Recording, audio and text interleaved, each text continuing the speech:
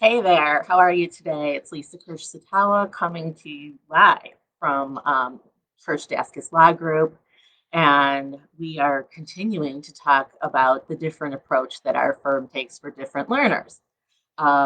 We have been working on the IEP Toolkit, a series of videos that go into all the different details of preparing yourself as a parent to be part of the IEP team and to be the best advocate you can for your child.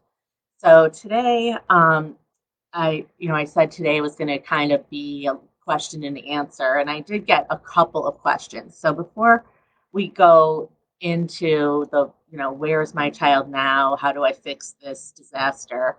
Um, I wanted to just talk about a couple different things that were in response to questions. The first one is, why is my child behind? Well, we don't know if your child's behind. We know that your child had an IEP, that it had goals, and that certain things were supposed to take place that would have monitored the progress to see if your child had met those goals or not. Because of distance learning and literally in 24 hours, teachers and educators and administrators had to figure out how to educate kids at home. A lot of the special accommodations, or really the individual aspects of a child who has special needs of their education, were left behind, because it was a rush. It was, we got to figure this out. We were closed, but these kids still have to learn. And if they were providing general ed services and education to children in general ed, then they had to provide them to children in special ed. But what I've seen um, over the past few months, since we've kind of started talking about this and returned to, I mean, not normal, but somewhat normal, um, is this sort of trend that kids received packets from school and they were kind of a one size fits all, not a this size fits this one, which is the purpose of IEPs and really the bedrock of the IDEA is that kids with special needs will get supports, accommodations, modifications to the curriculum, whatever they need to level the playing field so that they have equal access to education. And during distance learning, very few kids got equal access. Very few kids got, even if packets were given to them, they weren't individually tailored. And in some cases, they required skills that those individual children just didn't have. So here we are.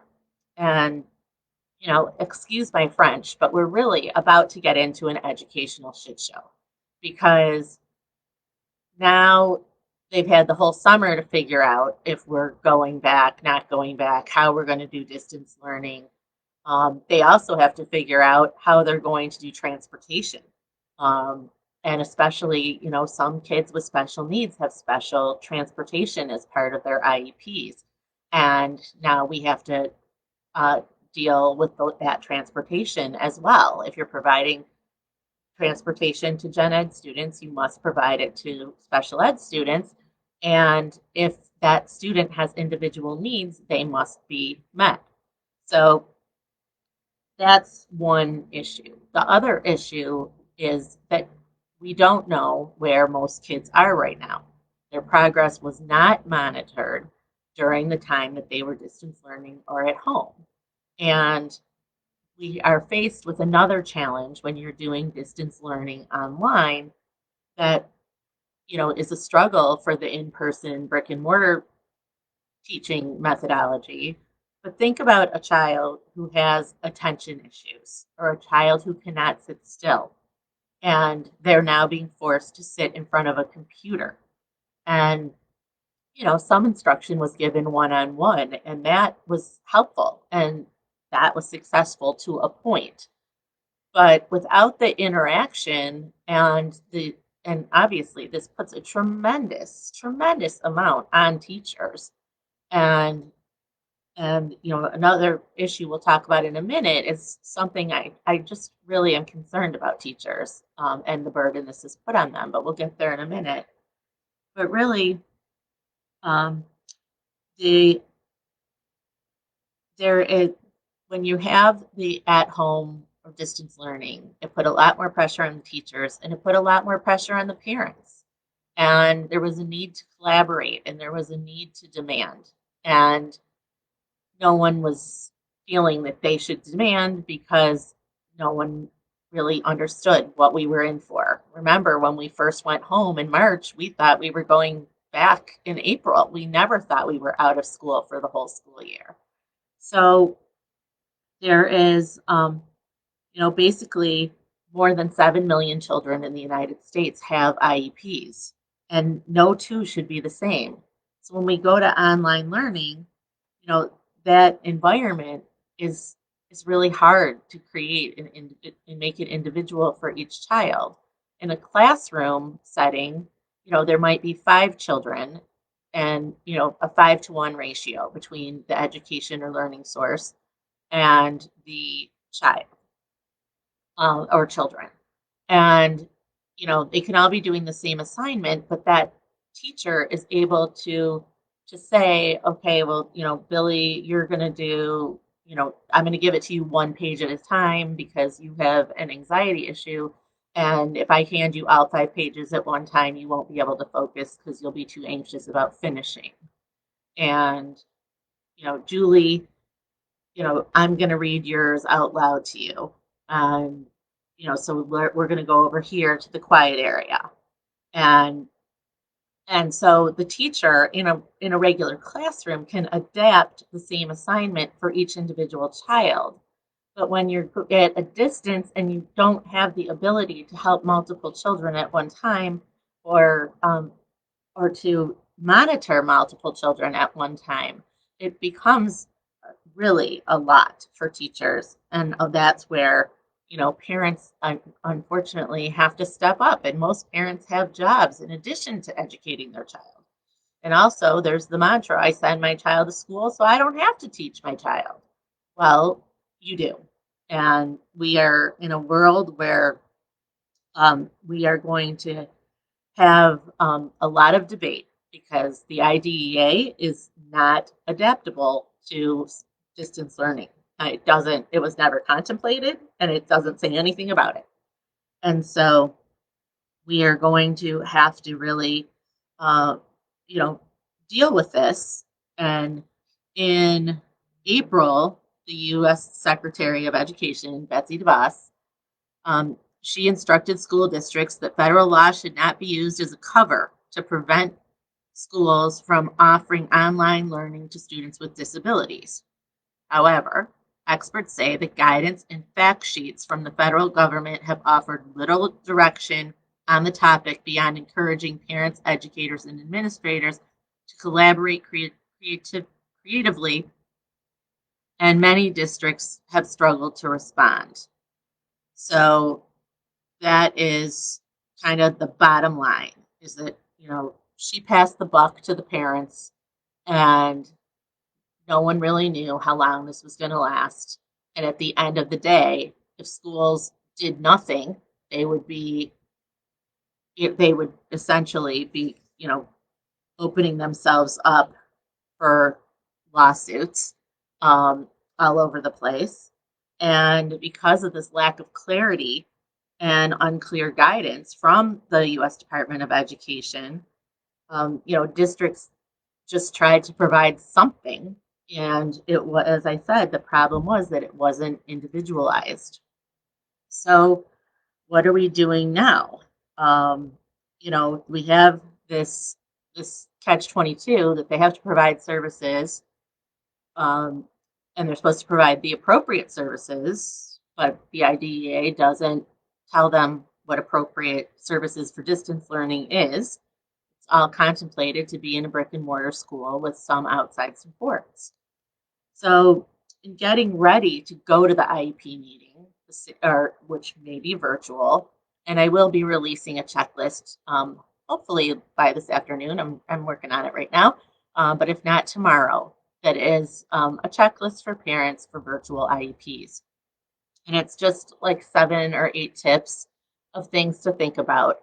But really, everything applies that we've already talked about. You need to prepare, you need to plan, and you need to advocate. And to prepare, you have to not only understand your child's disability, but you're always supposed to understand where your child is now. But we don't know where most children are now.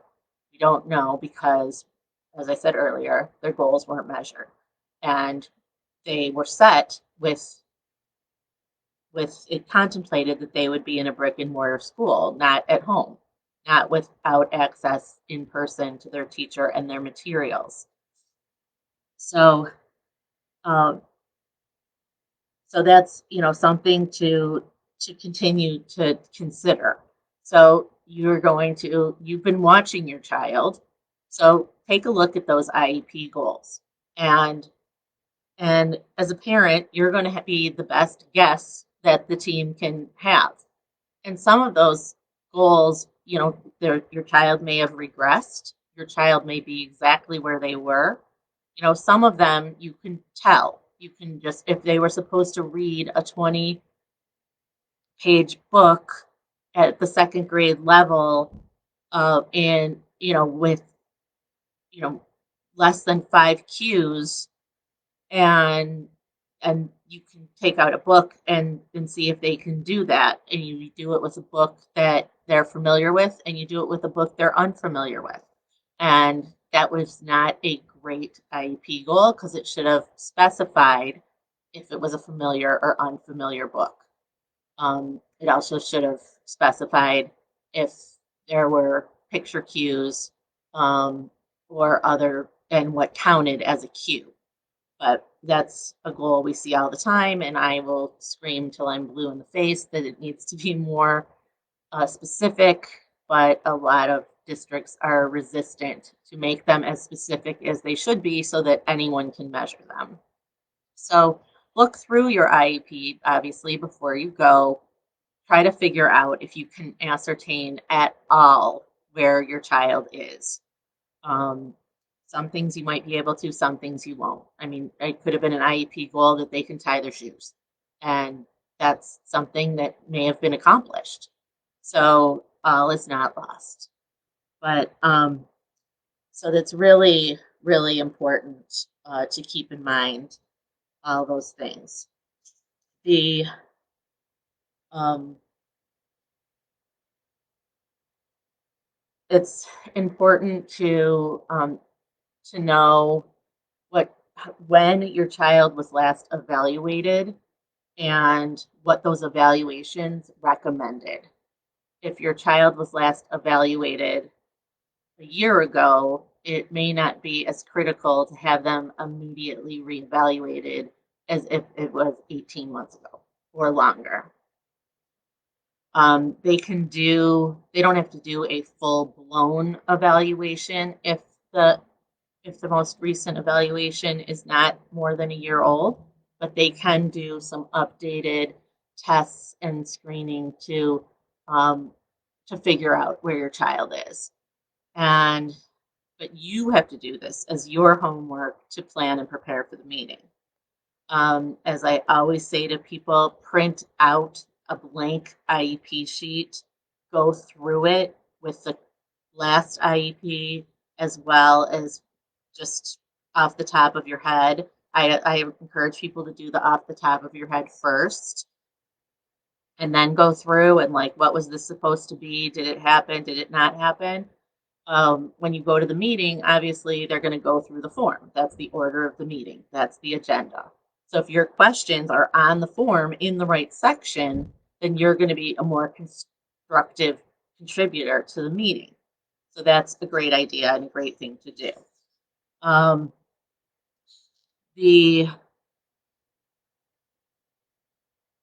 There are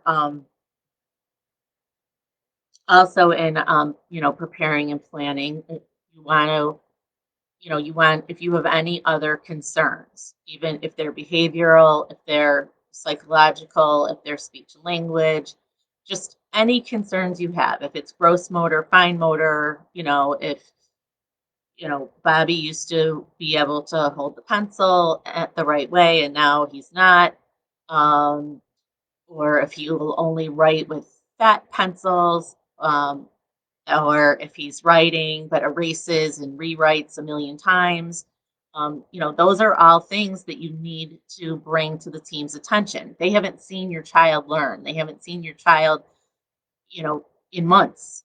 So it's going to be really, really important for you to start observing and for you to be able to communicate to the team where your child is now, um, even if it's not from a formal evaluation.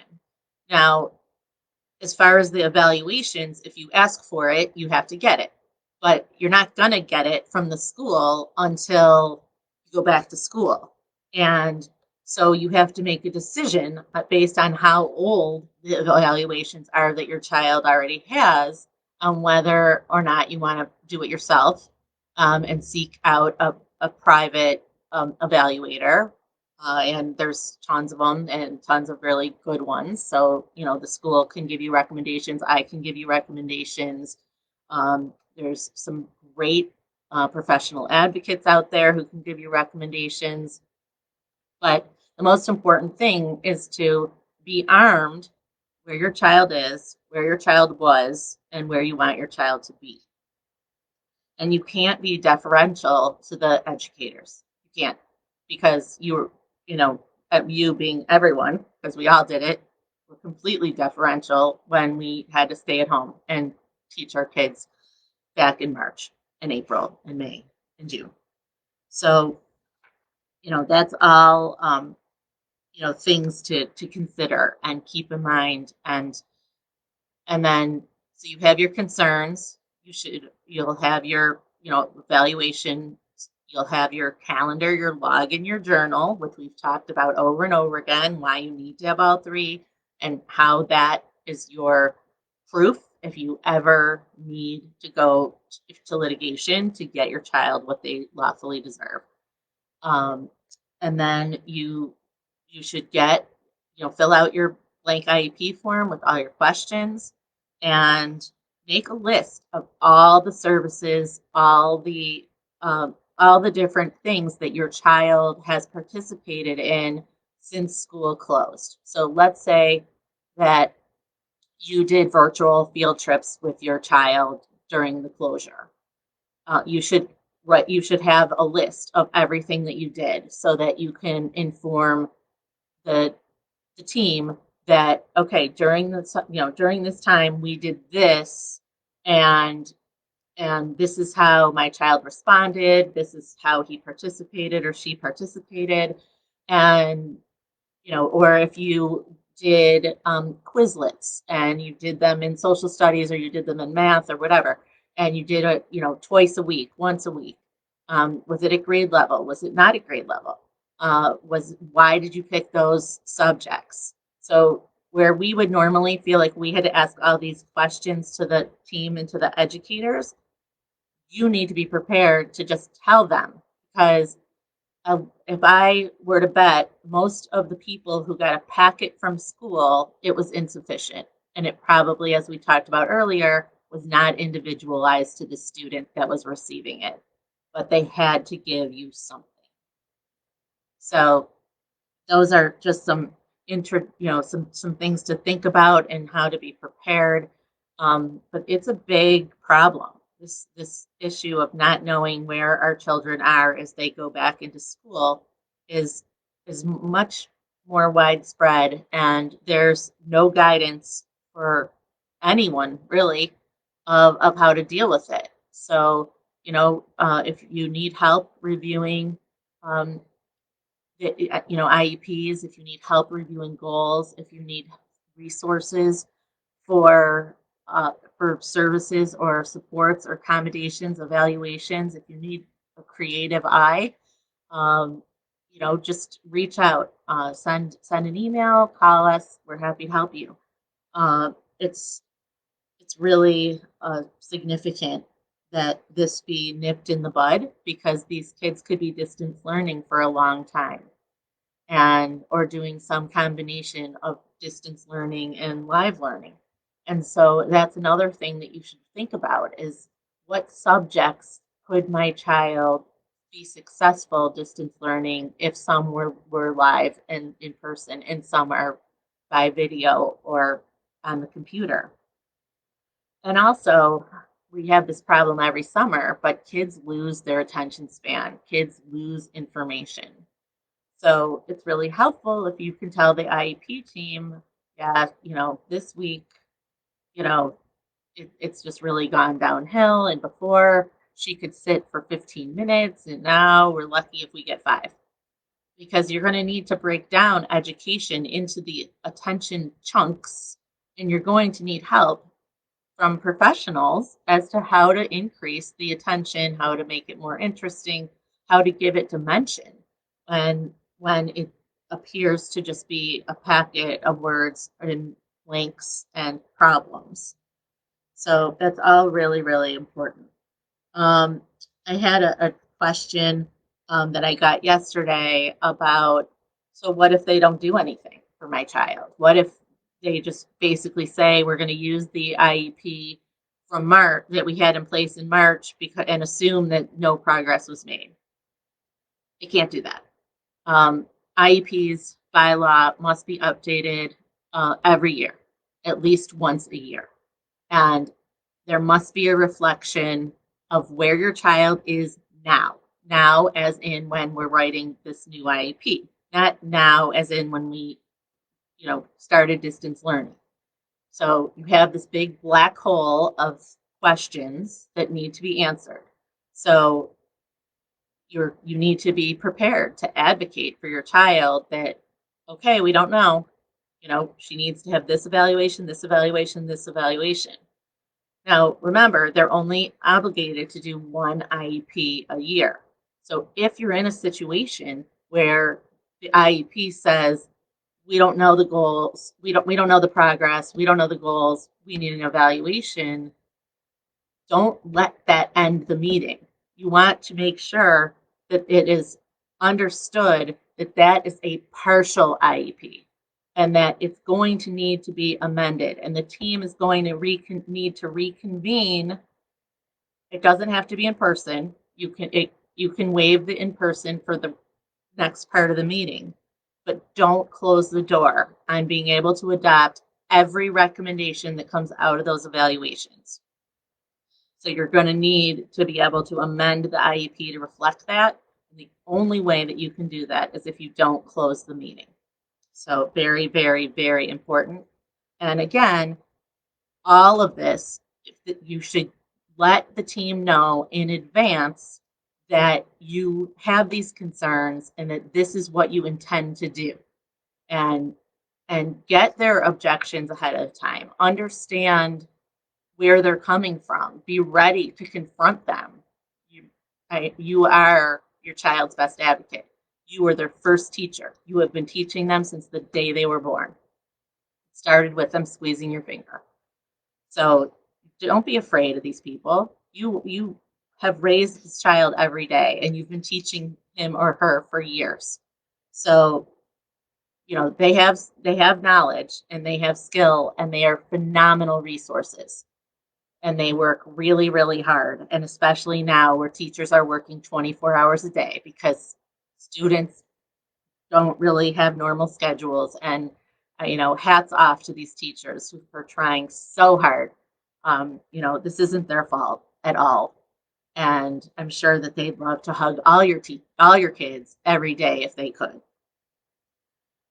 So we need to really think about this sort of contingency plan.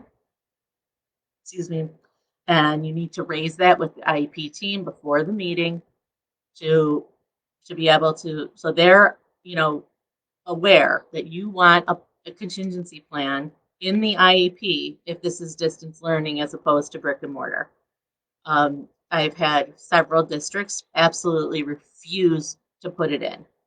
And so how we responded to that is we wrote a letter objecting to the IEP and that it was incomplete because it didn't contemplate that. And because of the pandemic, it was foreseeable that they would be distance learning at some time in the future.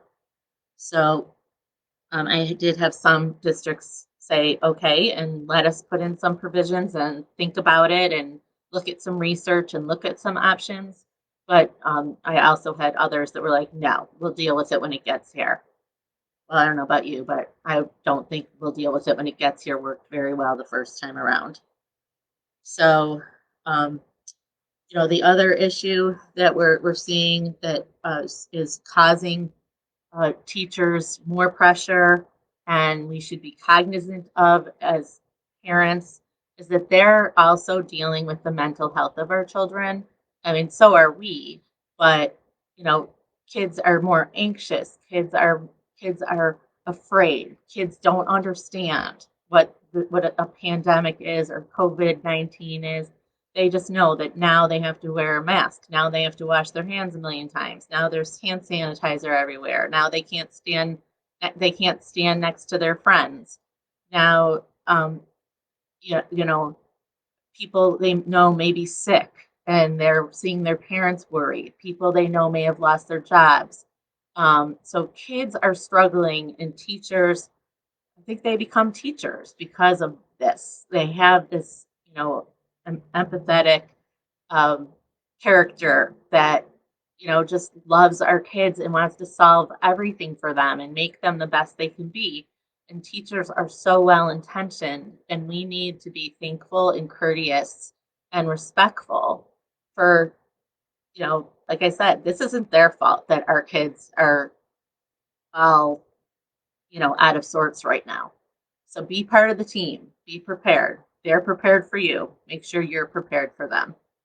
And with that, I will end today by telling you that we will be back tomorrow. But I wanted to, before we go, I wanted to point out this one resource. It's written by PBIS, it's Positive Behavioral Interventions and Supports, and it was published in June of 2020, and it's Returning to School During and After a Crisis. And I will post it on the Facebook page if anybody wants to download it, or you can just go to the PBIS website, um, Positive Behavioral Interventions and Supports, and get it from there. But it's really helpful, and I think it will be really helpful to parents to understand social, emotional, and academic growth and how we need to deal with that on our way back to school. So we will continue our IEP Toolkit tomorrow, and reach out if you have questions, and enjoy your day. Be the best you can. Bye.